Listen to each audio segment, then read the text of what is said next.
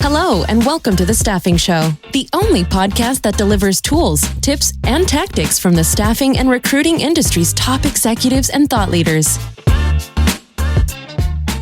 Today's podcast is brought to you by Staffing Referrals.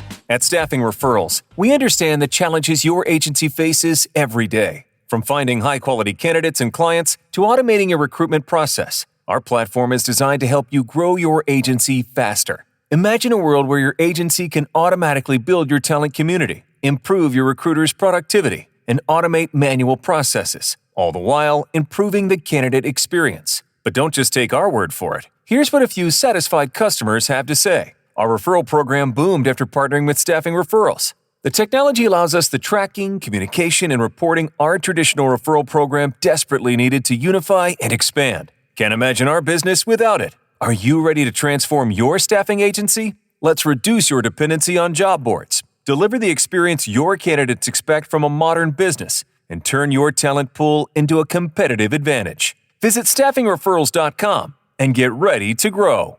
Hello, everyone. Thank you for joining us for another episode of The Staffing Show. Today, I am super excited to be joined by Jeff Bowling, who is the co-founder and partner of The Four Peers, and Gregg, who is the founder and CXS of Clearly Rated. Jeff and Eric, super excited to have you guys here today. I'm going to be digging into some cool conversations, talking about market trends, leadership in turbulent times, some growth strategies, and also touching on how you can measure performance. To kick things off, Jeff, could you give us a little bit of your background and tell us how you got in the staffing industry and a little bit about what you're doing today? Yeah, sure. Thanks for having me, David. Glad to be here.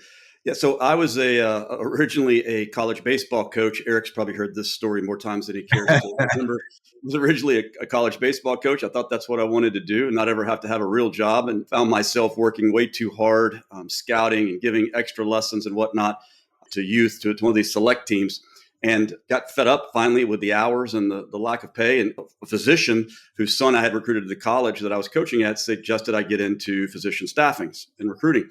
And so I looked into it. Long story short, 30 days later, I was done with baseball and went to work at Merritt Hawkins and Associates, which is now a division of A&M. So I'm coaching this youth team for extra money. I get out of baseball, go to work for Merritt Hawkins, and a year later, one of the dads off that team calls me and says, "Hey, you got to come back and coach the team. It's gone to pot, and we'll take no for an answer." Essentially, he became the angel investor, what became the Delta companies. And so I'm not an entrepreneur. I don't think I have an entrepreneur spirit, really. Delta Companies was created back in 97 solely so that I could coach this really rich guy's son's baseball team. That was it, right? So I could make my schedule flexible enough to be available to coach his team. And that's how I got into recruiting and then staffing. And I, was really fortunate to hire on some really, really superstar people early on at the Delta Companies and evolved, obviously grew that business and sold it in 2014. I stepped down as CEO at the end of 16, ended up on a few boards, one of those being Clearly Rated, and made some investments in the staffing industry. Went back and did a turnaround for Doximity for 3 years. And then that's been almost 2 years ago that I stepped down from that role. So that's the long-winded version. I hope that was okay. Just my background. It's great. And it's such a fun story and also really impressive what you've done with Delta and also all of the accomplishments within the company. Eric, why don't you tell the audience a little bit about who you are and your background? You're second time guest, maybe third time. I don't remember exactly, but I know we've had a few things together. So excited to have you here. Yeah, absolutely. I always enjoy our conversations, Dave. As Jeff kind of alluded to, like he didn't tell the full story. They were our first Net Promoter Score customer at the Delta Companies.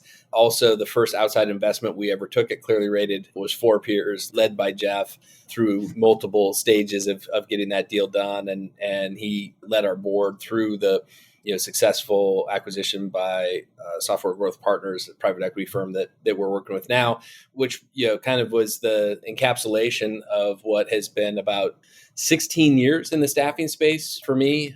We started doing surveys, client satisfaction, talent satisfaction, and internal employee satisfaction surveys about 16 years ago and continued to grow. We launched Best of Staffing, which a lot of people know, in 2009 as a response to all the negative economic pressures of 2008. We thought we needed something to celebrate. And so we wanted to shine the light on the firms that were doing a really good job on service. And it kind of took off from there. So really proud of what we've done there. I was the founder along with my co-founder, Nathan Goff. And we led the company until the private equity exit. And then I stepped into a role of CXS, which sounds like a In Excess cover band, but really is, CX strategist or customer experience strategist. And both you guys know, like the stuff I like geeking out about is the data and sort of evangelizing the impact that experience can have on a firm's growth. And so this just gives me more time to do that and really kind of follow my passion, which has been really great.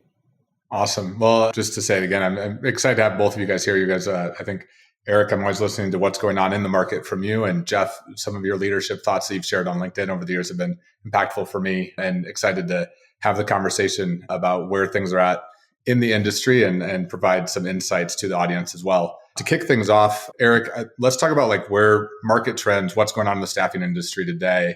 What are some of the significant things that you see happening right now? So I think there's some obvious, really impactful trends going on, and you have to overlay the fact that we're in the midst still in December 2024. We're in the midst of the longest, not the deepest, but the longest recession that the industry has ever been in.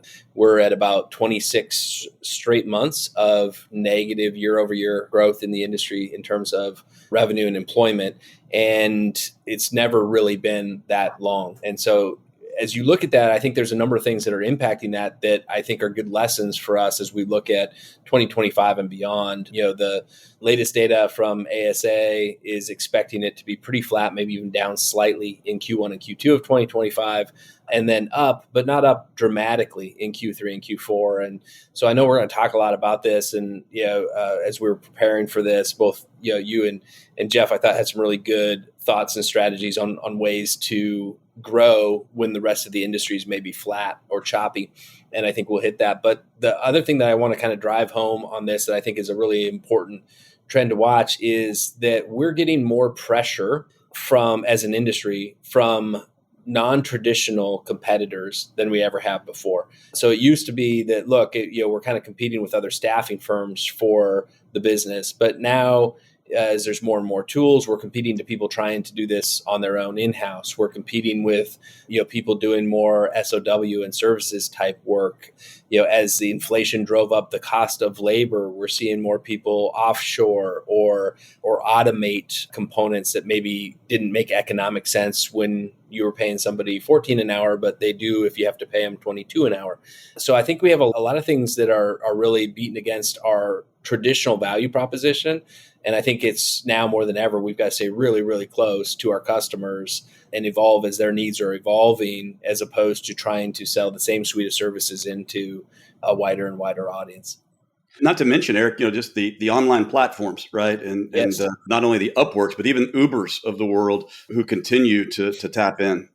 Well, Jeff, you make a good point, and there's kind of a fill in the blank. And the time that I've been in the industry, when I first came in, it was like, okay, our VMS is going to replace the need for recruiters, right? Because we don't get direct contact. And then it was, are the online platforms going to replace this? And then it was, are the sort of the job boards, as they get more progressive, going to replace the recruiter?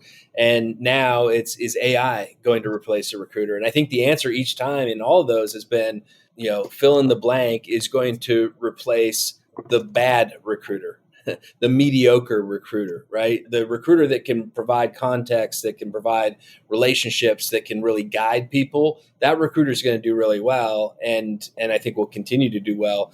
But we're certainly under attack to prove the value that we're creating, not just to create that value, but to prove it. Yeah, I mean, even going back to the .com age, right? We were all going to be replaced initially with the web in general, right? The internet. All the industry's done is, I'm pretty sure, doubled, if not tripled since then. I like to think of it just a slightly different way, and that is what we're doing each time one of these disruptors, I'll use my quote fingers, right? Disruptors is introduced, whether it's the internet itself, whether it's a VMS product, now it's AI, is we've just made recruiters much more efficient. A volume of work that recruiters are able to crank out today is massive as compared to what they were doing 25 years ago. You have to be on the forefront of that. You can't ignore it. You do need fewer recruiters, Eric, today than you did certainly a few years back. And that'll continue to be the case as AI pushes through as well. I kind of see parallels between this, and I talk about a lot of this and compared to the travel agency world and the travel industry as a whole, where there are still travel agents, but the roles of those travel agents have changed dramatically, as will, I think, recruiters. And I think that's something we're seeing with the online platforms that are moving forward, and then the software that supports them along with that as well.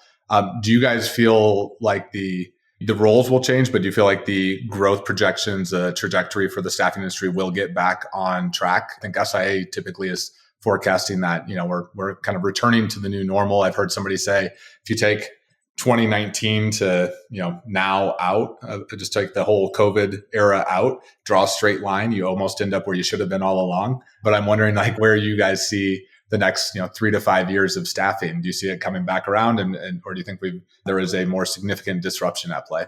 I'll start on that and premise this by saying that I've been wrong pretty consistently for almost 2 years. So, and anybody that tells you that they haven't been is lying to you, because we just haven't been able to predict. Like, look at the Wall Street Journal economists and their projections versus the actual jobs data. Like, on average, I ran this since 2022. They have missed by an average of 27%. Mostly they've missed guessing low, and it's been higher than that on overall employment.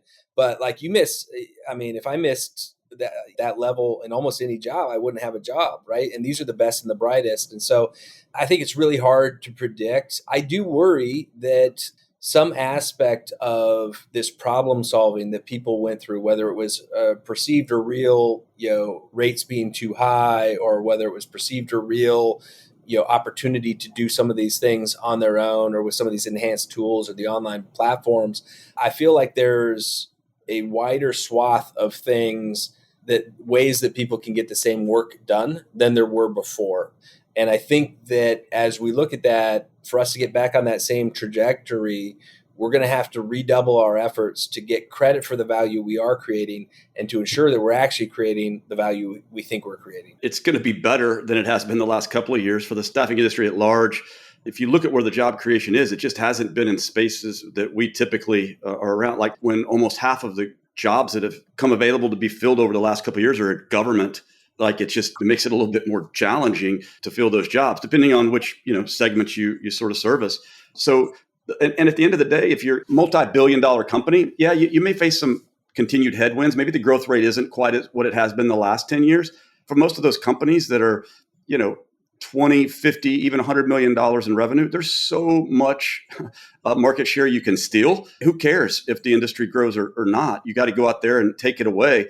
And there's plenty of bad providers who aren't, by the way, keeping up with the latest tools to keep their recruiters the most efficient, and will continue to lose out. So there's plenty of market share to go win, even if the industry isn't creating a whole lot more over the next few years. That kind of takes us to the next point of this, which is, Jeff, you've had some exceptionally good thoughts, especially even for me when I've heard it last year on your webinar, about how to, during challenges times. And I'd love to know what some of your recommendations are. And there are niches right now that are doing well, but there's a lot of the staffing industry that is dealing with a more challenging market than usual. And how would you recommend staffing agencies approach this?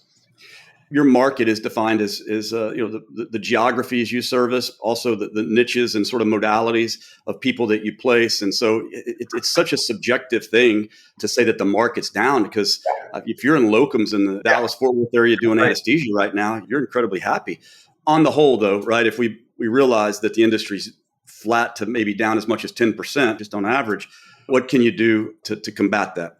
I'd start with this, that those that are winning, beating the market, are still growing, perhaps where some sectors of the industry are contracting. They did probably 3 or 4 things right prior to this downturn.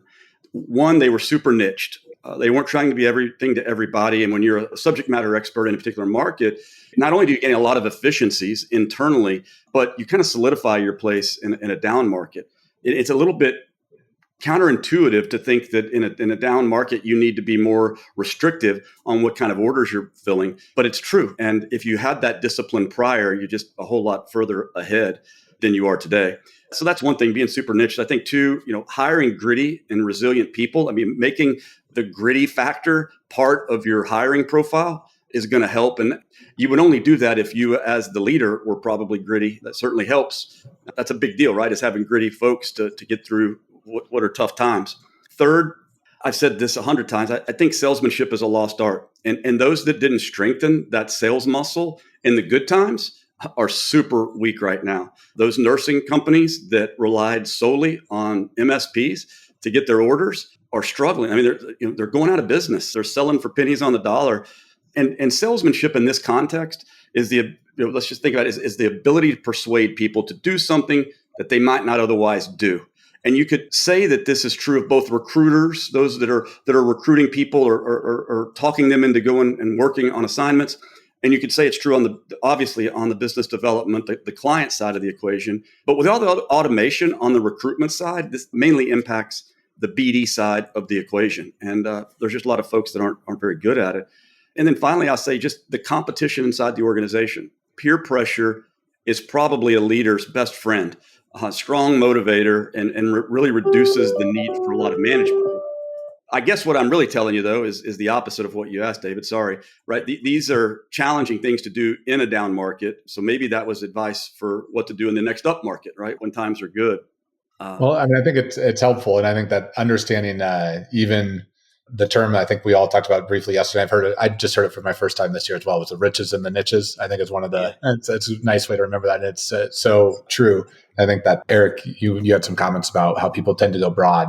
Yeah. We see it so often, right? People are like, okay, this isn't working, right? So I'm putting this much in the top of the funnel and I'm getting less out than I thought I would. So that must mean that I need to put more in the top of the funnel instead of trying to sort of fatten that funnel a little bit and make yourself stickier in there. I'll just add to what Jeff's saying, like the sales side of it, when you look at the turnover, we turn over 30 to 40% of our account managers and our recruiters every year in this industry.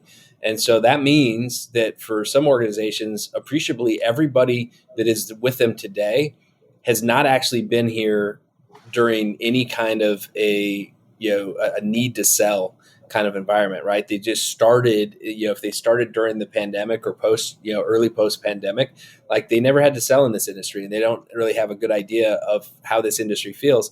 On the flip side, if you started in 2020, late 2022, you're going, what was I ever thinking getting into this industry? Yeah. This is really hard. Like it's hard and rewarding usually. And it's been hard, but less rewarding for a lot of people on this one. So I do think that you have to lead with that razor's edge of empathy towards the fact that I get, team, that you're working, 30% harder for 20% less, and trying to encourage them that, look, this will come. You're doing the right input things.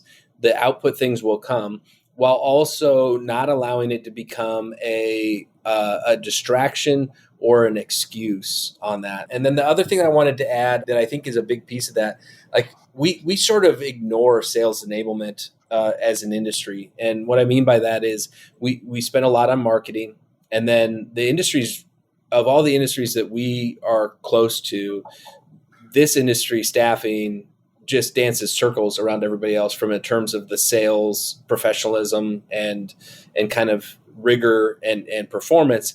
And yet we don't really do much to actually give our recruiters, our account managers a leg up when they're in front of a candidate, when they're in front of a hiring manager. And yet, in almost every one of those meetings, they probably have more expertise. Certainly the firm has more expertise hiring than any of the hiring managers that they're working with. And so we don't really translate that well. So, that's, bringing data, thought leadership, examples. And the only way you can really make that impactful is if those examples are really specific to the industry, like Jeff's saying, like got to go deeper, because if you can't really stand out as being one of the top 2 or 3 in a particular space, and that might be a combination of region and job, description and, industry as a part of it. If you can't be the top 2 or 3 in that space, it's going to be really hard to break through there.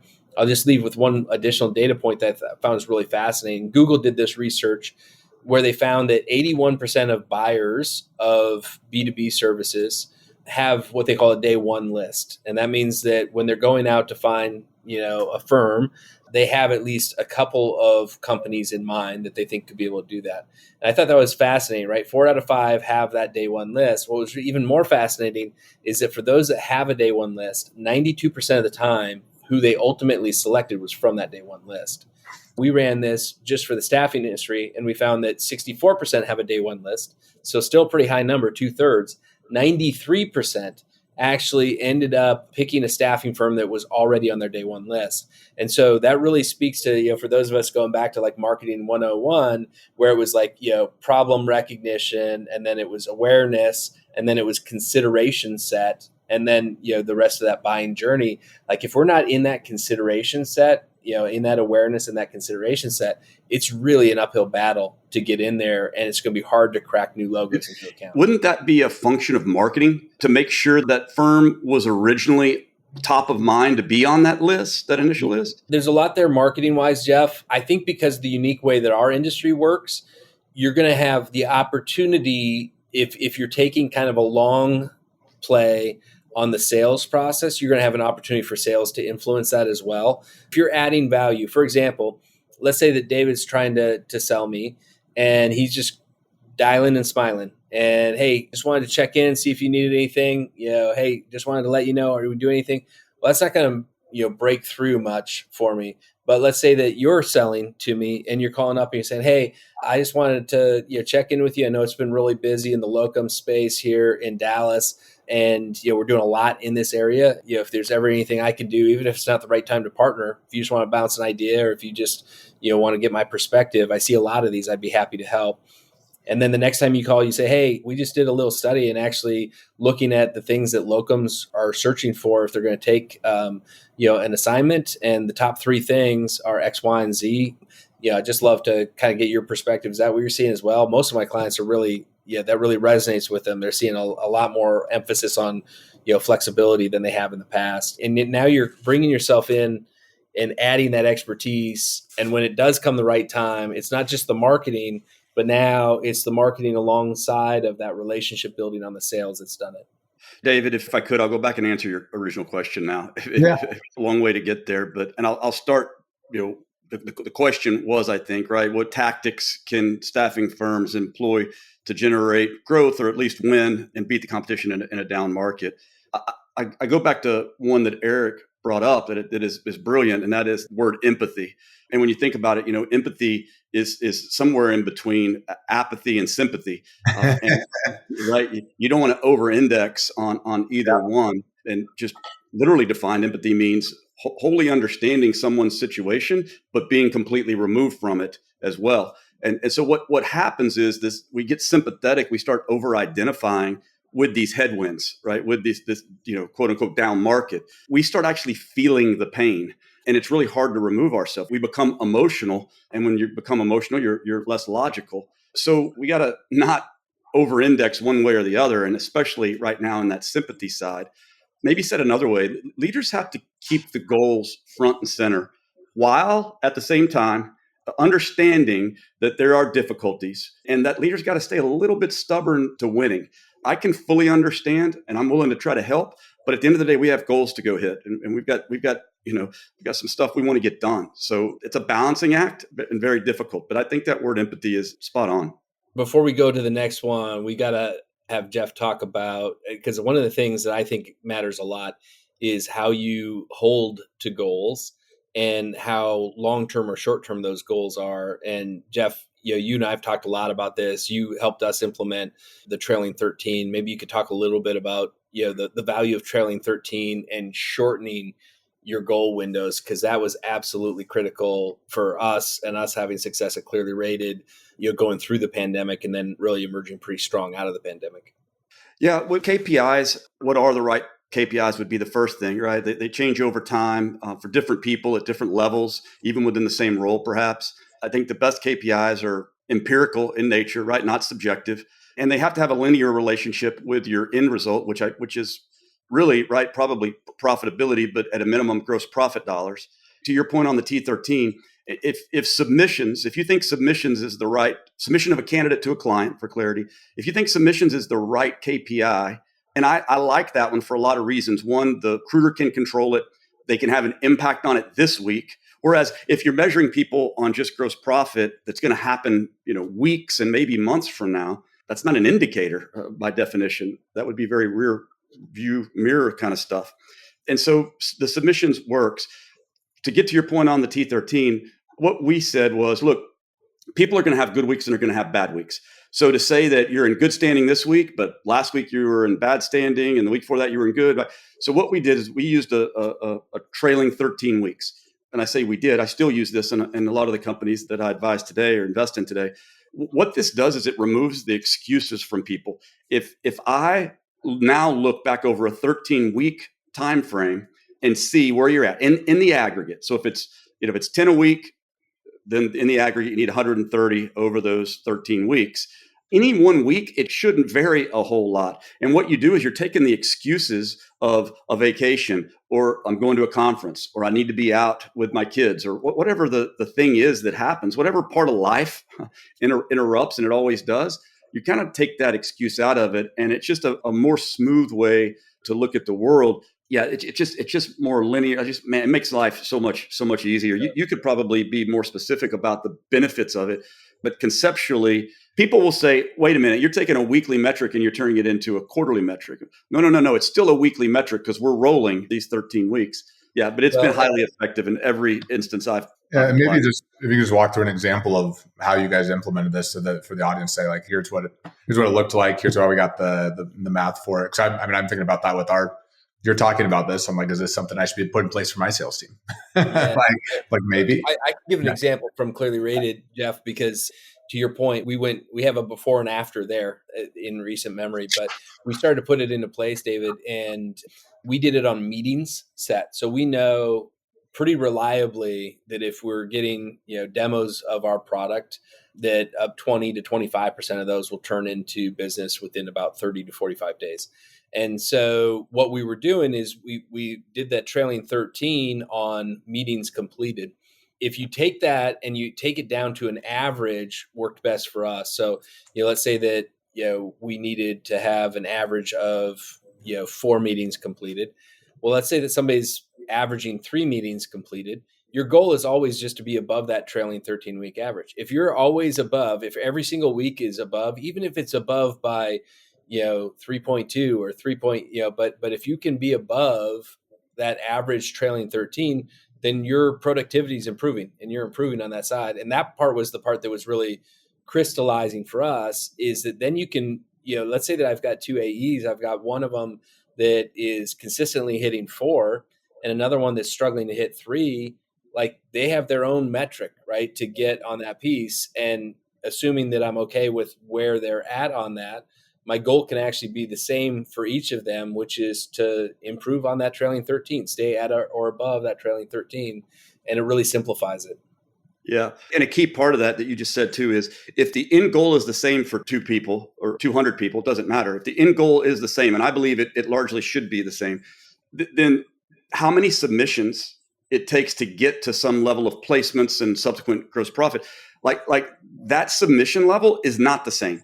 It's based on their skill set. It's based on their ability to convert, right? So if it takes somebody 10 submissions to get a placement, sorry, you're going to have to stay late and work on the weekends. If it takes somebody 2, congratulations, you're really proficient. That's not going to make me raise your goal next year. It's just going to make your workload a lot more digestible, right? So of course, that all comes with this idea that not 2 people have I believe everybody has the same goal per a level of tenure, right? Somebody that starts their first day doesn't have the same goal, but like people that have been there more than a couple of years at any company that's doing sales, my philosophy is they should have the same goal. Because here's the alternative, and this is disgusting. The alternative is somebody has a breakout year and does twice what anybody else has ever done, and then what does the leader do? They come back to that person and they go, "Hey, could you do 10% more next year, please?" Right? And what if they can't? That's like Phil Jackson having gone to Michael Jordan and went, "Hey, you scored 86 last night. Congratulations. We're going to need 88 tonight."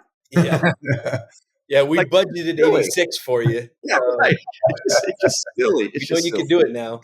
Congrats on the success. It's harder for you now. Yeah. It's a really good point. And then the other thing that I think comes with that too is that, like, the choppier the economic headwinds are, the choppier the results are for your firm, the more you need to celebrate daily, weekly input level goals. Because one thing, Jeff, you said that is really true is Like there's a lot of variables that lead into us closing a new account, or you getting a new placement on the staffing side of it, and we can't always control all those things, right? Timing changes, the client changes, our talent flakes out or takes another job or whatever, but you can control certain inputs, and we know that if we have enough of those certain inputs, that eventually the dam's going to break and we're going to start getting start to be able to reap what we sow. Yep. Yeah, I think that was one of the things I had written down as a way to win in a down market is celebrating, giving people a reason to be positive. Find those wins, no matter how small, and really do a good job using a megaphone to get those out to everybody else. The other thing that happens there is you find best practices. If George over here had some success doing things this way, we should not only celebrate that success, we should dig into how, so that other people can figure out that same pathway perhaps to being successful. I mean, if you want people to believe it's possible, give them those real world examples internally that happen. But what happens so many times is, if you have a staff of, I'm making this up, if you have 10 recruiters and 6 of them are doing well, but 4 of them are not, you end up really myopic on those 4 that are not, and you're demotivating the 6 that are. Right. And one of your jobs as a leader is to not demotivate. Does that make sense? Is that a double negative, Eric? I don't know. Anyway, you got to find a way to put those, 5 or 6 people, right? Or even if it's 4 people that are winning, put them on a pedestal. Don't let them be poisoned by not only the Debbie Downers over there, but by you, kind of your frustration level as a leader. Keep the winners winning and keep them out of harm's way. That's a very basic requirement of leadership. And then for those that are off track, don't get mad. Don't take it so personal, right? I mean, it's sort of a selfish position, and it doesn't motivate a soul. And I use soul as in SOUL, not SOLE. Like, it doesn't motivate soul. So instead, what leaders I think need to do in times like this is they get curious. Just keep asking why. Why is this happen? Why is that happen? Why? And help add value to solving these problems, and which really are these headwinds. With implementing this, the trailing 13 week, which I think is amazing, probably going to go back and do that at my business. And I heard about it for the first time from you yesterday talking. I was already talking to my team about it. What type of operating rhythm do you have with your sales teams and your org to make sure that you are celebrating the wins, to make sure that you're getting them on board and moving things forward? I would suggest, right, depends on how large the organization is. In general, I would say you need to have a Monday, first thing every Monday morning is what I call the accountability meeting. You call it whatever you want, but it's an accountability meeting, which really is very simple. We go around to the team of 8, 10, 12 people, whatever, and we say, what were your commitments to the team last week? How did we do? And maybe you dig into 1 or 2 of those. And then the second part of the meeting is, okay, what are our commitments for this week? That meeting is critical. In addition to that, you have a one-on-one every other week with your sales reps. Then you have maybe a monthly business review meeting. But here's the key. Whatever your rhythm, your meeting cadence is, when you're underperforming, cut it in half. If you used to do like an all hands once a month, in tough times, it may make sense to do an all hands every other week or maybe even every week, right? Anytime you have a rep that's underperforming, one of the first things you do is the accountability period, the period in between maybe those one-on-ones gets reduced and it goes to daily. Maybe it goes to, I'm going to meet with you before lunch and at the end of every day. So the worse people or a person is performing, you continue to cut that meeting cadence and get more frequent updates because people have suggested, just by the sheer fact they're not executing, that they can't handle that much time. And so it's our responsibility as leaders to get in there and help them by cutting those accountability periods down in half. That's great. That's great advice, and something I'm probably going to be rolling out as well. One of the things that I know, and you were talking about celebrating wins and getting that into kind of a faster rhythm as well. Any recommendations for team morale? And I know we're talking about the market as a challenging thing. There's a lot of wins, a lot of things to be optimistic for. But I think it's important for the people that are maybe not hitting the goals that they want to hit to dig into this and give some insights on it. But any thoughts around, what you can do to keep morale up and to make sure that, and this goes back to the empathy and accountability thing as well, but like, how do you push and make sure people are feeling good about the push? I've got some thoughts. Eric, you want to go? Yeah, I'll start with just a couple things on there. The first of which is, I think that's when authenticity as a leader is really put to the test.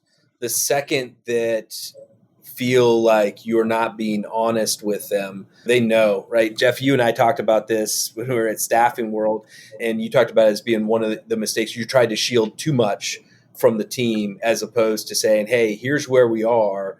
Let's collectively climb out of this. And I think that anything that starts to sniff as like, I'm not getting the full picture, or I'm not, or they're pretending that this isn't hard, that's a real turnoff to employees. So I think you have to acknowledge that piece, and then you just celebrate the wins. You celebrate everything that you can and paint a picture to the outside. I was just talking about this the other day, Jeff, with someone. One of the things that we found when we were doing the internal employee surveys at Delta, and we've now kind of implemented across there, is that employee net promoter score, so how likely they are to recommend ABC staffing company is a great place to work. That is a moderate predictor of their likelihood to churn. And what that means, it makes sense, right? If I rated a 4, it makes sense that I'm more likely to leave. But what we found, we also asked another question, which is overall, are you optimistic about your next year at Clearly Rated? Yes, no, simple yes, no. And what we found is that if you combine the two of those together, you get a much stronger predictor of turnover. And so if somebody was a detractor, they weren't necessarily likely to leave as long as they still were optimistic about the year ahead. It was when you actually got somebody that was frustrated in the present and also did not see how that frustration was going to abate in the future that was going to be a part of that. So I think we have to be authentic, but we also have to paint as leaders, like we don't want to lead through the muck the entire time. Like we have to have some vision as to a better tomorrow, no matter whether we're doing great and we can do even better, or we're struggling and we're trying to get to good. And so we have to paint that picture in a way that resonates with them so that they can feel like they're in a tough part of the journey, but that the journey is going to get better, not easier, because it doesn't get easier. To quote, I think is the Duke women's basketball coach, like we handle hard better. And I think that's a really important lesson. Yeah, that's well said. The authenticity, you're right, is so critical. Another way of thinking about this, if you're as a leader burying your head in the sand and not communicating why these headwinds exist and what they do to impact our business, then one, you either don't know, or two, you think people are stupid or not worthy. You got to talk about those things. The authenticity part comes in when we say, well, I'm not sure exactly what to do about this. But if you get people involved in the problem, they'll help you solve it. And that's the mistake that I made one time that Eric referred to. You got to let people know not only this is where we're at, this is where the industry is, this is where the economy is, whatever. You've also got to say, here's what we're going to do about it. And again, use them to help make that plan. Then you got to get really specific. All right, when would there be another cut? It has to happen for us to avoid laying off more people. If you really want people to care and be involved and get on the solution side, they have to know. And that's our responsibility. I think asking their opinions is again huge in all of this. As Eric said, and I'll tell the story. I'll try to be brief, but in 2009, due to the credit markets and what was happening, we had a cash flow crunch at Delta, and I knew we would get out of it. I was very confident in that. The thing is, I just kept it from people because I didn't want them to worry. But the truth leaks, and in a vacuum, the truth becomes really more grotesque than it is. Like it becomes a much darker story than what exists. And that happened. And I lost a lot of trust. In hindsight, if I'd have gone to the company and said, hey, here's where we're at. Here's our plan to get out of it. If I increase the frequency then of those meetings and any time to get together, celebrated the small wins along the way, I know we would have gotten out of a lot sooner. By being more authentic and truly transparent about the situation. And so you alluded to even letting people know, hey, here's where we're at from a cash perspective. Yep. We've got 6 months. Here's the numbers we need to hit to make it so that we're not having to experience the pain that we know comes with that. And do you share that leaders only, company wide? What kind of level does that transparency come through? I'm a fan of company-wide, and we Yep. did that. We showed EBITDA. But here's the thing. If you're in a down market and you're trying to show people a plan and you need to talk about profitability, and they've never seen or have any concept of what profitability is before, it probably isn't the right time to introduce the concept. Again, going back to the real leaders do the heavy lifting in good times to prepare. Yeah. We always were transparent about our EBITDA goals and where we were against those. And then through that, right, you educate people over time into the things that impact your profitability. as a result, then, right, when down markets, they understand it. I'd be a little cautious if you've never introduced this concept to people of just sort of dumping it on them and expecting they're going to get it, right, because you're in a down market. One of my favorite books is The Great Game of Business, and one of the leaders, Jack Stack. Have you read that book, Jeff? Oh, yeah, of course. Yeah, it's a great one. Yeah. So the story, I may butcher the actual numbers, but I believe that it took over a manufacturing facility that did a lot of the OEM manufacturing for, I believe, General Motors or in the automotive space. And they were 89-1 debt to equity ratio. They tried to get additional funding. I think they got turned down from like 70 straight banks. And we're just on this really tight rope, just about to run out of money. And they were kind of desperate. And they ultimately just opened up and told the entire company what was going on. And then they realized, like, oh, nobody can really understand this because we've not done a good job of building proficiency around what these metrics are, how the individuals can impact them.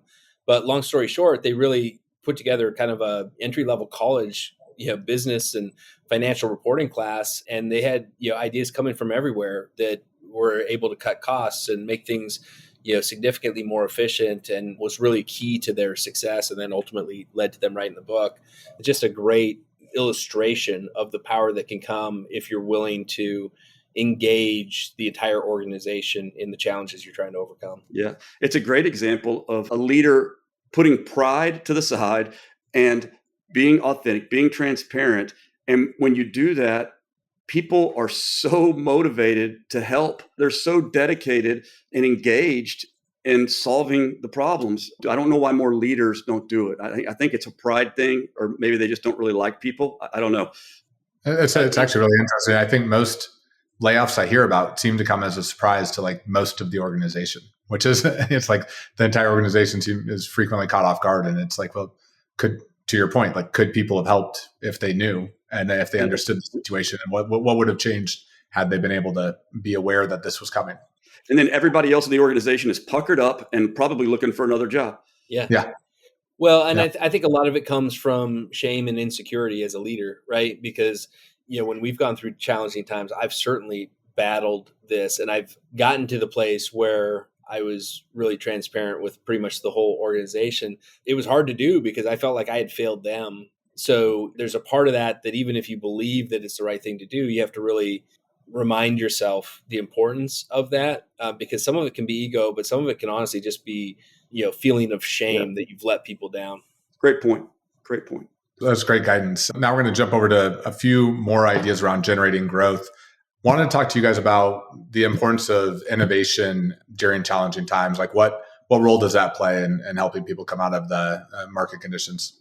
I call it creativity, not innovation. Maybe semantics, but when I think about innovation, I think about a product development or something new. Maybe innovation requires some downtime and some budget, which we don't have in a market like we're in. So when old methods don't work, you got to get creative. And so I think of the word creative, and you got to be creative, not necessarily in what you do, but how you go about doing it, how you sell, how you market. Maybe it's who you're selling to specifically, the pace of closing. You've just got to be incredibly creative and open to change. One of my favorite quotes by Ed Deming is, "Change isn't necessary. Survival is an option." Right? And so in these markets, it's like, man, if you can't figure out a more creative way to get to the decision makers, to say yes, to get the orders, then, wow, that old saying that, what is it? Necessity is the mother of invention. Yeah. If that's true, then what's really required of us as leaders is to make it necessary, right? To paint a compelling reason that this is where we're at. This is the plan to get ahead. And with that comes the necessity of them getting creative and finding new ways to get shit done. Like, for me, it's all about that. It's about that creativity.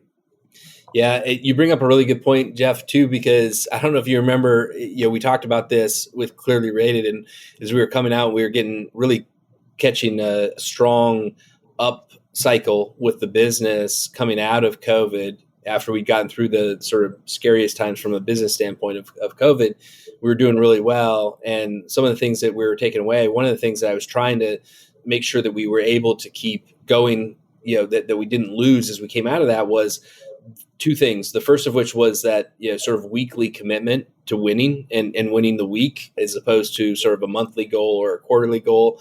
And then the second piece of that I really wanted to hold on to is, we'd gotten in the habit of we would come up with a new idea or something that we could try. And, we had a really great tenure. The downside to really great tenure is that everybody has been there long enough to think of the last time you tried something like that. And because it didn't work 6 years ago, we're certain it's not going to work now. And during COVID, we started with the posture of like, we've got to make it work. So instead of saying that won't work because of this or this, we would say, okay, I don't know if that'll work, but what if we did this and this, right? And so we would build on that creativity instead of shutting it down. And I do think that that's important. And this is the time that you guys stay really, really close to your customers. I had the privilege of interviewing Jeanette Marks from AirSwift, Jeff, who you know well from the ASA board, and David, I think you maybe know as well. And I was asking her kind of how they approach sort of this economic cycle and downside. And she said, to be honest, we just do more of what we've always done, which is instead of having a suite of services that we sell into a customer and prospect pool, we have a suite of customers that we go and build the services that they need. That was kind of ground shaking to me, this idea. But what she was really saying is like, we're going to start with the customer and what the customer needs. And then anything that is within our area of expertise that we could do that adds value to the customer and that they're willing to pay for, we're going to sort of build that for them. And it's just a hyper customer centric view that I think does really, really well in a down economy. It's all part of what we started with, Jeff, of going more narrow and deep instead of trying to increase your universe. Jeanette is a next level leader, to say the least. She's fantastic. Fantastic. She's really unbelievable. And speaking of unbelievable leaders, Eric, I'm going to give you some props here. So going back to experimenting and being creative and trying things at Clearly Rated when there were some significant headwinds, I give you credit because you were a leader who really allowed that and permitted that creativity to happen. There's a balance that has to occur. You as a leader have to provide some guardrails on what's permissible and what's not in sales activity with anything within the organization, but in this context, the sales activity. But you got to balance that with, let's go try some stuff, see what works, and then build upon it. There's going to be some non-negotiables. If we're in the business of placing IT developers, we're not going to go take job orders for positions, right? Like there are some guardrails that have to be in place, but how they go and source that business, how they fill it, you've got to allow some entrepreneurship and some creativity as a leader. And this is an art, by the way, right? This balancing is an art, but without it, to expect people to suddenly get creative in a down market is a little bit more difficult. That's great advice. And I kind of tagging along with that a little bit and understanding your clients, understanding your customers, understanding your candidates, making sure that you're attuned with people that actually drive your business. Eric, could you talk a little bit about kind of like, how do you do that? How do you make sure that you have a clear understanding of what your customers need and also tying that back into the talent side as well? I was actually talking to Andrea Breinholz, who's one of the new ASA board members, earlier today. She runs an IT staffing firm, and they've done a really good job with their rehire rate, which is for the industry is one of the most challenging things. And I was kind of digging into that a little bit with her. Is it that they focus more on it? Is it this? And what I kind of distilled out of that conversation was where most staffing firms are managing an order from the order start to the order end, and the journey is that order and the arc of that order. Her firm is actually managing the experience of their consultants. And so they're viewing the arc of that journey far beyond a single placement. And so they're managing that piece of it and then sort of matching up the job orders that fit the skill set and the interests as a part of it. And it's kind of a nuanced difference. Like I think maybe when people hear that, they might go, well, I think we do that too. I don't know that that's really true. I think that if we really kind of look in the mirror, most of us are managing a job order, and it's as that job order ends, then we look at, okay, now what do we do with the person on the job order, and what do we do to get the next job order? When in reality, if we were looking at that consultant, that job order would just be a milestone in the greater journey. And so I really like the way that she was thinking about that. And I do think that journey-based approach is really critical. And the reality is that one of the reasons why I'm not bullish on a 10%, 15%, 20% year over year recovery for us coming out of this is even if the supply dramatically increase, and I do think the supply will increase year over year this next year. I'm sorry, the demand, the supply is still really, really tight. People aren't quitting jobs right now. We went through the great resignation. Now we're back to quitting at a level that's less than pre-pandemic level. We've got really low unemployment. We don't have a lot of layoffs. And so there's just not a tremendous amount of movement. When you look at, kind of taking off after the other recessions, we had this pool of talent that was just waiting for the demand to get back there. And that pool of talent is still really, really tight. So when we have somebody that's a good employee that we can place on an assignment, and we're not doing everything we can to A, keep them on that assignment as long as possible, and B, manage them throughout the life cycle beyond a single assignment, we're doing that at our own detriment on growth. And then take the customer side, one of the biggest things that we're seeing is like we're kind of getting a little bit myopic in how we look at the customers. It's either like they're there or they're not there. And we're not thinking about it from the growth standpoint and identifying new opportunities within those existing accounts, which are almost always the biggest opportunities for growth, way bigger than a brand new logo as a part of that. So those are kind of some of the areas that we see people really, we're encouraging people, and we're seeing some people really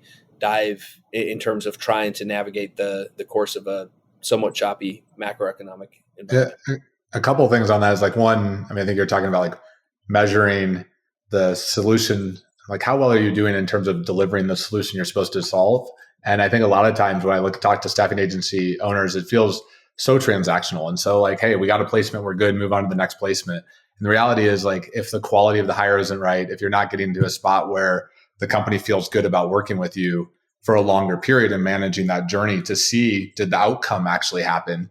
You're not going to have that longer term relationship is an element of it. And you see that, David, right? You look at, the work that you guys do on the referral side, that number one most important thing on the referral side is to provide an experience that's worth referring.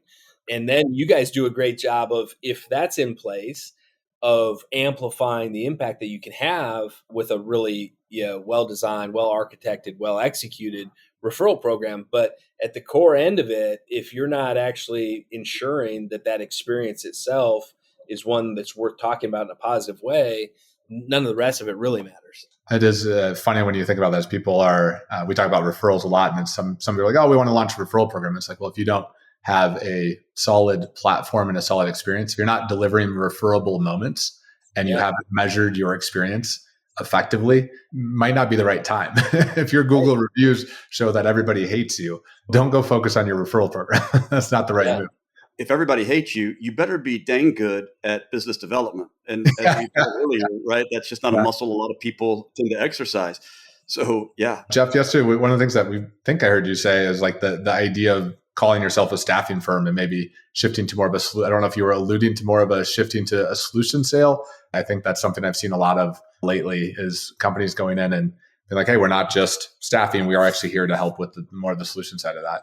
Yeah. I have a little bit of a counter view on that, because we'll hear people be like, we're trying to distance ourselves from staffing. Yeah, I've heard that a few times. And I'm like, that name means it's not like people, hiring managers sitting around like wondering whether or not what all falls under the staffing umbrella. The reality is that a brand is what you make of it, and the value that you add and the problems that you solved are either valuable or they're not. And if they're valuable, then it doesn't really matter sort of where you sit. Is it solutions? Is it staffing? Is it, as long as it's not confusing to the end user, I think the brand that you build in the market matters more than kind of how you position yourself under one of those umbrellas. Yeah.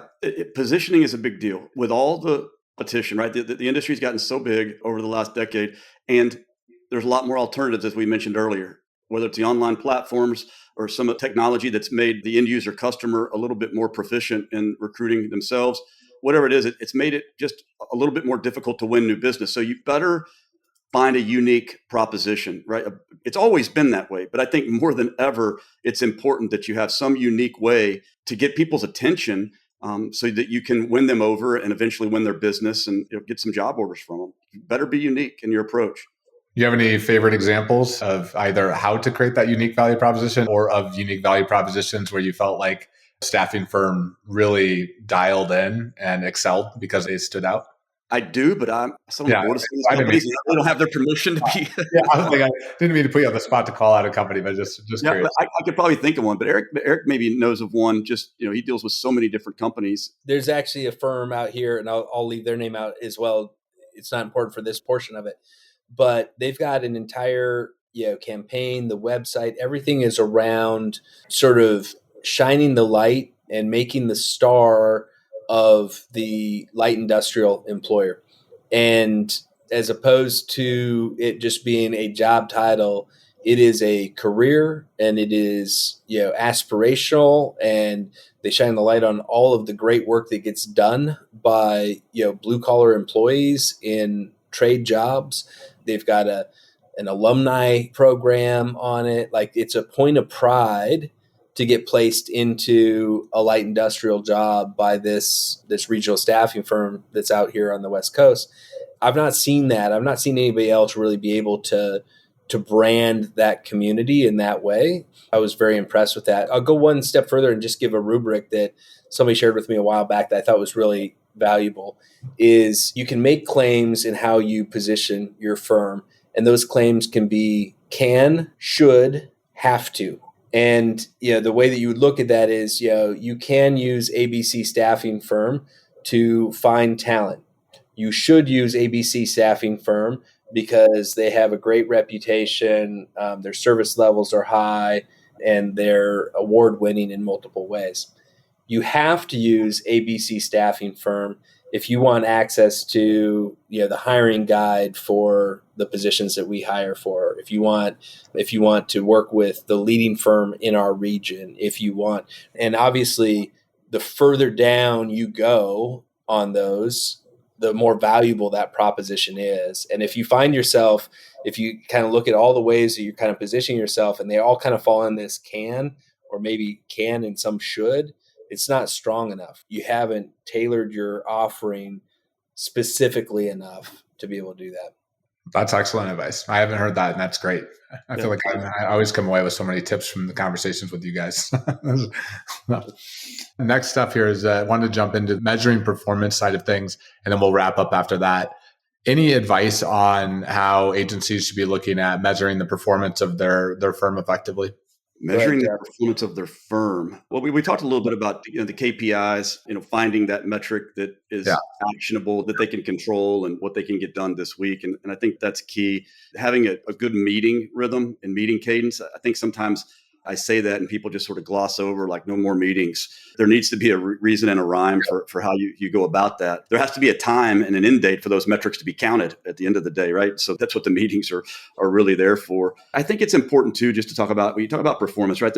If people can't hit a prescribed goal of submissions, using that as an example again, in a week, there's two reasons why. One would be they lack the motivation, or two, they lack the skill set. And both of those are the responsibility of the leader.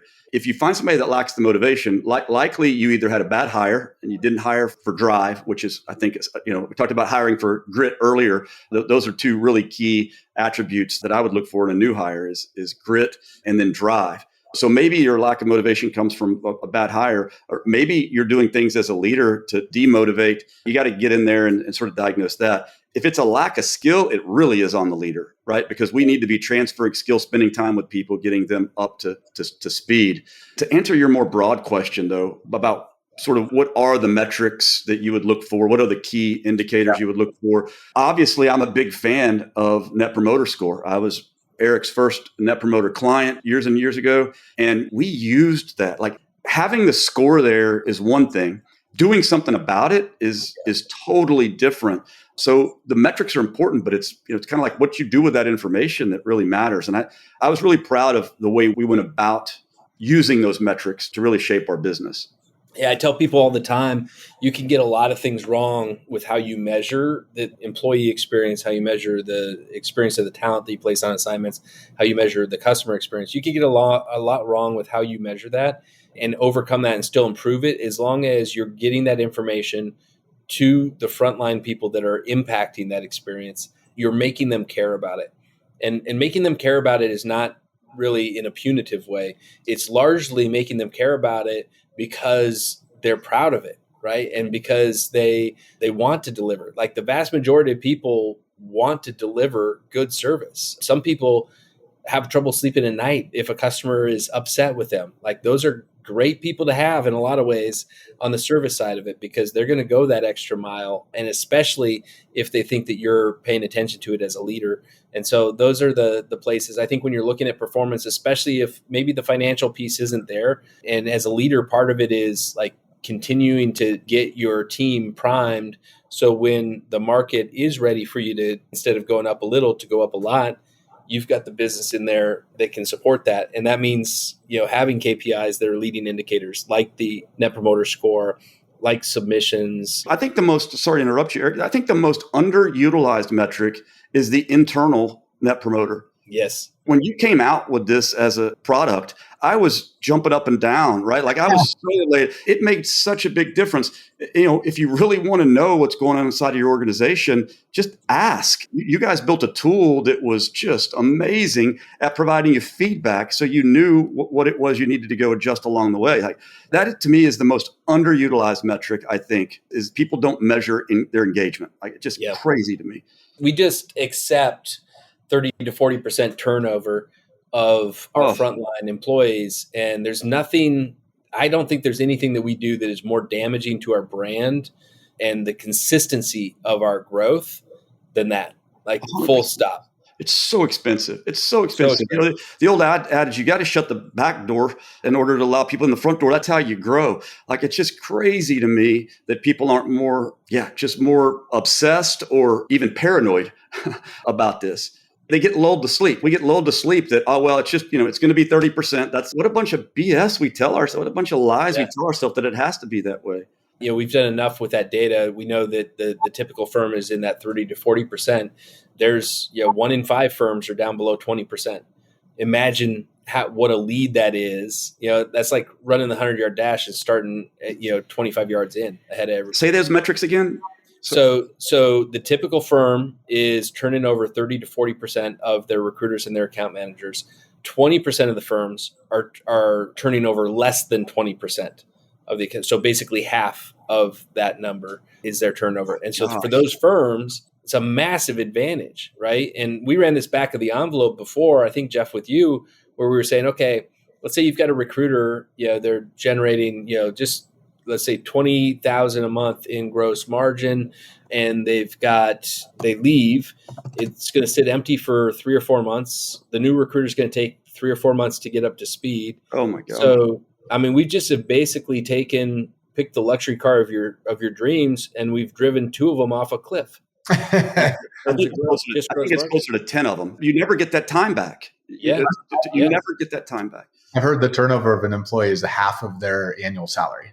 Like that's the cost to your business. Is like if you lose that. No, it's 10 times that, David. Like I'm telling you, it's massive. You can't get that time back. It just because somebody for 6 months, you finally run them off or they finally quit, and then you got to start over. Like you can't get the opportunity cost.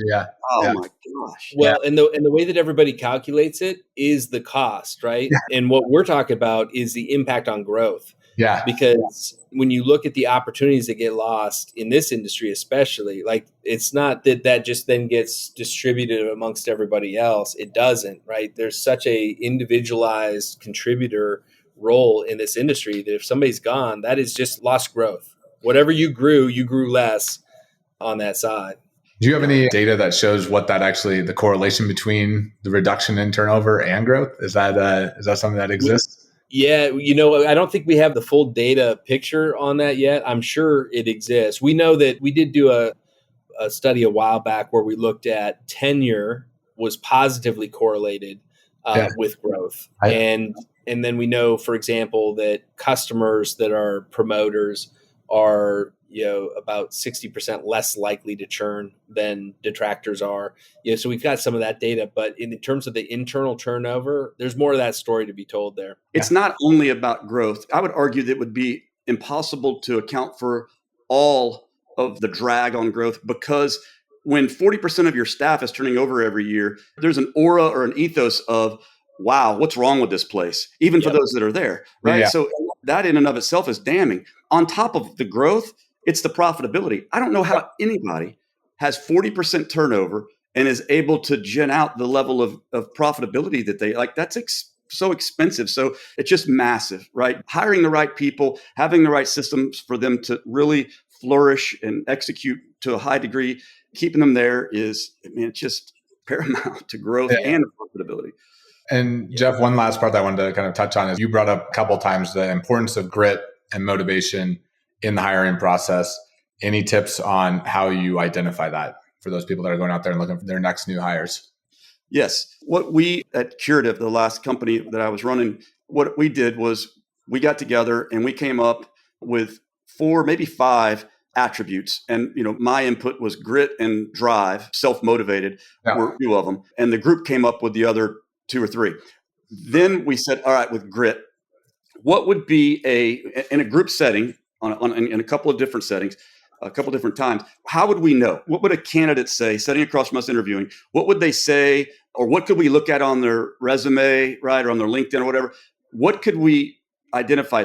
And we came up with 20 questions for each of those 4 or 5 attributes that would help us flesh out whether they were gritty or not. That's great. I don't remember the exact questions. Yeah, maybe on the next time you have me on, we can go through those. I'll figure out who they are. It's just about what is it that you're trying to flesh out and really understand. And then what are the questions that are going to get us to go through that? Then the key for us was having multiple people ask those questions at multiple interviews, compiling those results and seeing if in fact they were really gritty or not. It's not bulletproof, but it was as close to bulletproof as we could get. Well, and sometimes just ask them to tell a time when they displayed grit. We've asked that question before. We've also asked the question of, explain a time when you got wow, exceptional service. If those 2 stories come back and you're like, that's just doing your job, that's not gritty, or that, you should have expected that. That's mildly above average. Right. I showed up for work on time 2 weeks in a row. Exactly. I didn't miss an entire day unplanned. Great. That's your job. That's what you should be doing. That's not grit. That's, basic attendance. And so if they can't articulate what great service looks like, that's one of the questions we ask, or what an example where they felt like they displayed grit, then they probably don't have it. Yeah. Behavioral based interview questions are key. I agree. Yeah. I love it. Last 2 questions I've got for you guys for the speed questions, and then we'll wrap it up. So I don't think we've done anything speedy so far, Jeff. So this is our real. What advice do you wish you were given before entering the staffing industry? Before entering the staffing industry, maybe it's just top of mind. We just talked about it. If I could go back and do it all again, can I ask my own question? Can I just trump your question and ask my own question? I would have just been incredibly disciplined to that sort of ICP as it pertains to the internal hire. Yep. That ideal candidate profile of I want people with grit, I want people with drive, and pick other things. And I would have just hired so much better, so much sooner, and could have had so much more success than we did have. That was the thing that took me forever to figure out. That's great. Yeah. The advice I would give is always growing. Obviously, as a company that opens a lot more doors than a static company, but just in your professional, be seeking out opportunities to network with people that are doing interesting things, to learn new skills. Nobody's going to care about your professional development as much as you do. And so really take ownership in that. I love it. And what book or books have you given most as a gift or have been most influential to you? I know we already talked about The Great Game of Business, so we got that one as a checkbox. So there's 2 that I really like, and they kind of go hand in hand with one another. So I like Malcolm Gladwell's books. I think The Tipping Point is a really interesting thought exercise. And then there's an author brothers who wrote a book called Made to Stick, which is to me like the handbook that goes along with The Tipping Point. And then I'll add one other one to that, which is the Malcolm Gladwell Speaking with Strangers, I think it's called, is a really eye-opening book about sort of how we get into assumptions and when they're not appropriate. To answer your question directly, the 2 books that I've given away most as gifts, without a doubt, one is What Got You Here Won't Get You There by Marshall Goldsmith. I think that is just an incredible book for people trying to mature as leaders, trying to really grow their stature as leaders. And the other one is called Primal Leadership. What's the author's name? He's the emotional intelligence guru. I know who you're talking about. I can see his face anyways, but it's called Primal Leadership. The first third of that book, maybe half, changed me as a leader for the better, I hope. Really had a profound impact on me. Yeah, Goleman. Thank you. Daniel Goleman.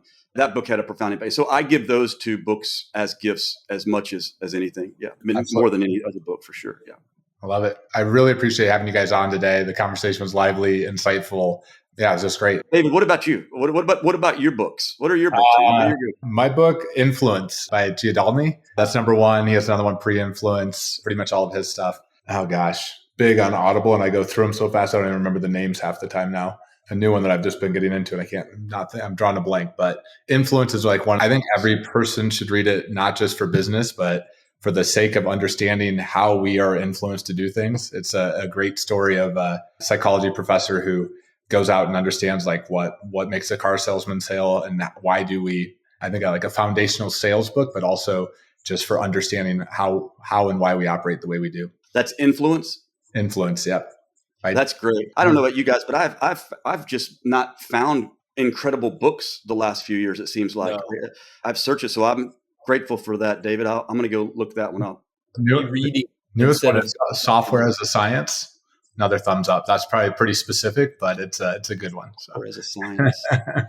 Yeah. Well, I appreciate you guys being on. Any closing comments for the audience? Glad to be here. Hope we added some value, and always enjoy the conversation when you guys are involved. Yeah. Same here. I would agree with that. I would just say, it's been a tough road. There's better days ahead for the industry. I really believe that, but I don't see high tide rising all boats scenario, which means that we just have to, out execute. There's multiple strategies that will work, but the execution of that, getting to consistently remarkable outcomes is going to be critical. So that's well said, right? There are going to be some winners, there are going to be some losers, and that's a choice. Yeah. Period. Yes. Love it. Awesome. Well, thank you guys. Well, have a great day. Yep. Thank you. Thanks, Dave. Thanks for listening to The Staffing Show.